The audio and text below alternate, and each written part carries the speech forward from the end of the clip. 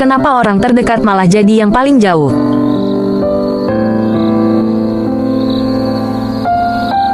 Part 1. Paradoks kedekatan. Pernah nggak sih kalian ngerasa, kalau orang yang paling sering ketemu sama kita, entah itu pasangan, kakak, adik, atau orang tua, malah jadi orang yang paling nggak ngertiin kita? Ini aneh banget kan? Secara logika, makin lama kita kenal seseorang, harusnya makin nyambung. Tapi faktanya, makin dekat kita sama seseorang, seringkali sekat atau tembok penghalangnya malah makin tebal. Kita sering terjebak dalam zona nyaman yang salah. Karena ngerasa udah kenal banget, kita jadi sering bertindak seenaknya. Kita lupa kalau mereka juga manusia yang terus berubah. Di awal hubungan, kita semua pakai filter. Kita tunjukin versi terbaiknya kita. Tapi begitu filter itu copot, begitu kita lihat aslinya, banyak dari kita yang kaget dan akhirnya malah narik diri secara emosional. Inilah awal mula kenapa orang yang satu rumah bisa berasa kayak orang asing. Part 2. Pasanganmu adalah cermin, bukan musuh. Banyak yang nanya, kenapa ya hubungan gue ribut terus? Coba deh lihat dari sudut pandang ini. Orang terdekat kita sebenarnya adalah cermin paling jujur yang kita punya. Apa yang bikin kamu kesel setengah mati dari pasangan atau saudaramu? Biasanya adalah pantulan dari hal-hal dalam dirimu sendiri yang belum selesai. Kalau kamu ngerasa mereka gak dengerin kamu, coba tanya ke diri sendiri. Kapan terakhir kali kamu benar-benar jujur sama perasaanmu sendiri? Kita sering banget jadi people pleaser. Kita pengen nyenengin orang lain. Kita pura-pura oke demi jaga perasaan. Tapi di dalam hati kita bergemuruh. Akhirnya apa? Hubungannya jadi fake. Kita gak lagi berkomunikasi antar jiwa, tapi cuma antar topeng. Ingat, cara terbaik buat jaga perasaan orang lain bukan dengan bohongin diri sendiri, tapi dengan memperbaiki kualitas dirimu dulu.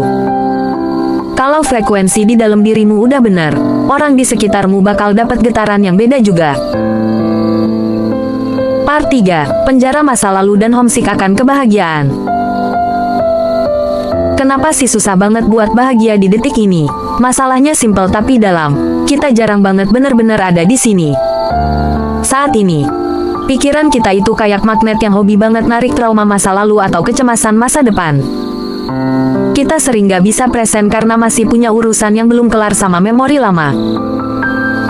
Coba bayangin, kita ini sebenarnya rumah dari kebahagiaan itu sendiri. Tapi kita sering banget pergi keluar buat nyari kebahagiaan itu, entah lewat validasi orang lain atau barang-barang mewah. Akhirnya kita ngerasa homesick, kita rindu rumah, rindu rasa tenang yang aslinya udah ada di dalam diri tapi ketutup sama tumpukan konsep dan kemauan yang gak ada habisnya. Masalah itu cuma ada kalau kamu pikirin. Detik ini, pas kamu lagi dengerin suara ini, coba tarik napas. Ada masalah nggak sekarang? Nggak ada kan? Masalah cuma muncul pas kamu narik data dari masa lalu atau ngebayangin skenario buruk di masa depan.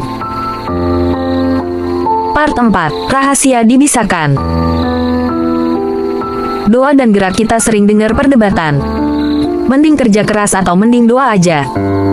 Sebenarnya, itu dua sisi dari koin yang sama. Doa itu soal vibrasi. Kalau dalam dirimu bersih, kalau niatmu tulus, semesta itu kayak punya cara buat memisahkan kamu. Beda banget rasanya antara orang yang merasa bisa sama orang yang dibisarkan.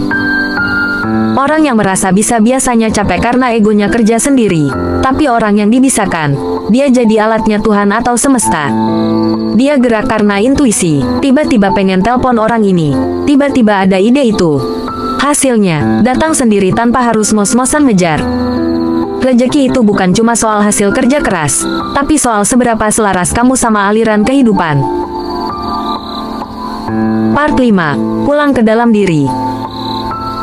Jadi poinnya apa? Sering-seringlah main ke dalam diri sendiri. Jangan cuma main ke rumah orang atau main medsos. Cek di ruangan hatimu. Ada nggak suara-suara yang sebenarnya bukan suara kamu? Ada nggak kemauan yang sebenarnya cuma titipan orang lain? Sortir lagi. Buang yang nggak perlu. Makin kamu kenal sama diri sendiri, sekat-sekat sama orang terdekat tadi bakal mulai tipis dengan sendirinya. Hubungan sama orang terdekat itu emang tempat belajar yang paling berdarah-darah, tapi itu juga tempat pertumbuhan yang paling nyata. Terimalah mereka sebagai bagian dari perjalananmu buat pulang ke jati dirimu yang asli.